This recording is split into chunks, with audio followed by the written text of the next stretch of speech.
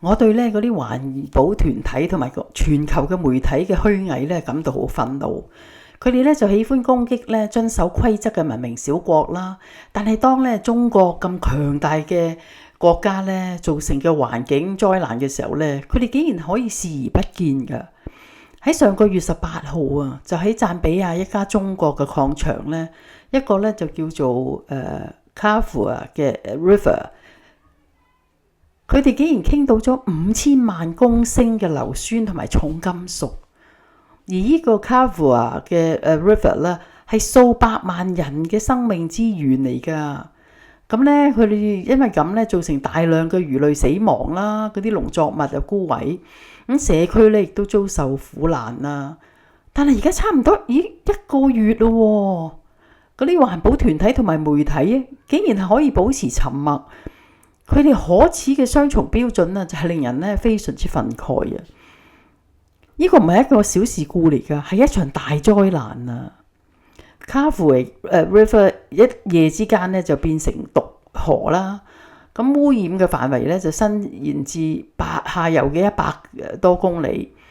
咁喺一個地方叫做Kitwe 附近咧，嗰啲農民咧眼巴巴咁樣睇住自己嘅農作物死去啦。咁嗰啲死魚咧就衝到咧60公里以外嘅地方。咁總統咧就派遣咗空軍咧運送咗好多石灰咧，就嚟中和嗰啲酸液。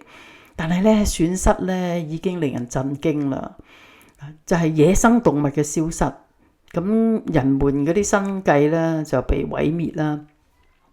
咁贊比亞工程學會估計咧，由於咧係因為嗰個礦個壩咧就即係冧咗，咁就泄漏咗5000萬公升嘅廢水。呢個咧絕對唔係疏忽咁簡單啊！而當地嘅環境團體咧就稱呢一次咧係一個災難性嘅污染啦。而贊比亞人咧亦都喺X 嘅平台咧要求中國去解釋啦。嗰個中國嗰間礦場嘅董事長咧就已經致歉啦，但係咧係冇解決到嗰個污染問題啊。而嗰班綠色和平啊、環保鬥士喺邊度啊？而家已經係3月18號啦。佢哋乜嘢都冇講過啊，冇抗議啦，冇活動啦。而全球嘅媒體嘅情況亦都差唔多咁糟糕啊。除咗美聯社啦、Political 同埋獨立報嘅幾篇報導之外咧，世界各地嘅頭條新聞啊都無動於衷啊。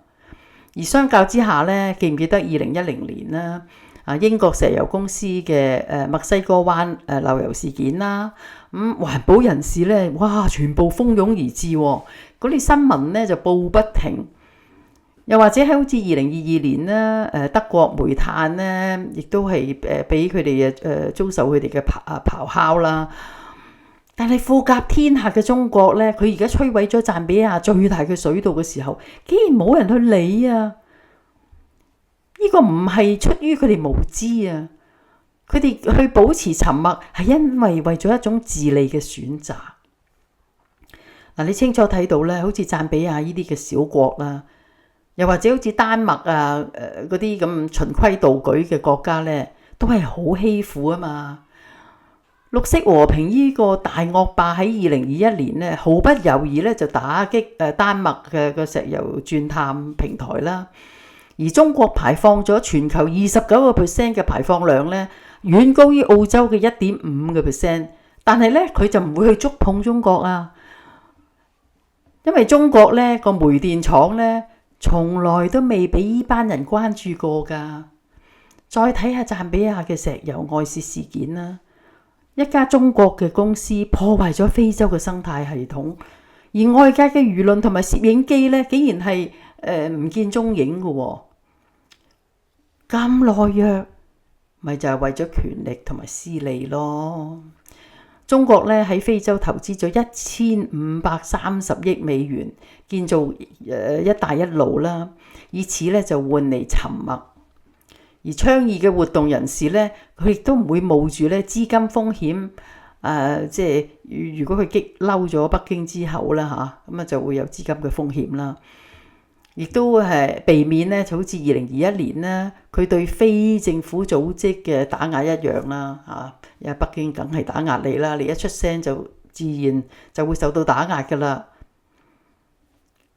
嗰啲媒體咧就只會咧追逐西方嘅點擊量啦，譬如好似近來Trump 啦，2025年嘅舉動咧就掩蓋晒咧Kyiv 嗰啲居民嘅痛苦啦。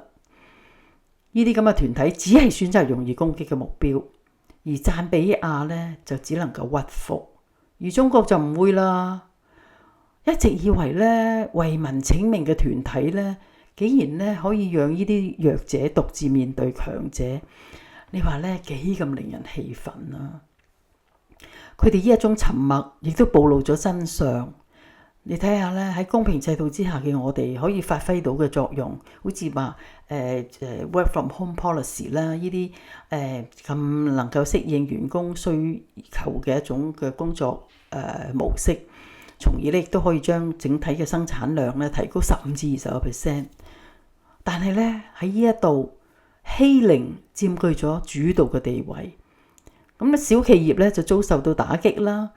而好似中國呢啲咁嘅大國咧，就佢哋可以違法，亦都可以就咁逍遙法外。贊比亞5000萬公升嘅酸性物質洩漏事件咧，就並唔係一個 footnote， 而係咧對正義嘅吶喊。如果呢啲偽君子唔講説話，咁我哋就一定要講下嘢啦，甚至要求咧中國要對贊比亞造成嘅傷害負責。仲要咧大聲疾呼，直到全世界都聽到為止啊！因為咧嗰啲大惡霸已經匿埋好耐啦，而家咧係佢哋要面臨譴責嘅時候。好啦，咁今日我哋繼續聽George Winston 嘅鋼琴獨奏。咁咧有一首咧係 Four Seasons 中裏邊嘅一首 Woods。咁佢好柔和嘅弦樂咧，同埋令人難忘嘅旋律咧，就好易咧就俾人想到咧一片廢墟，就好似咧Kafua 呢個被污染死亡咗嘅土地咁。咁我哋而家一齊聽下呢一首George Winston 嘅 Wood。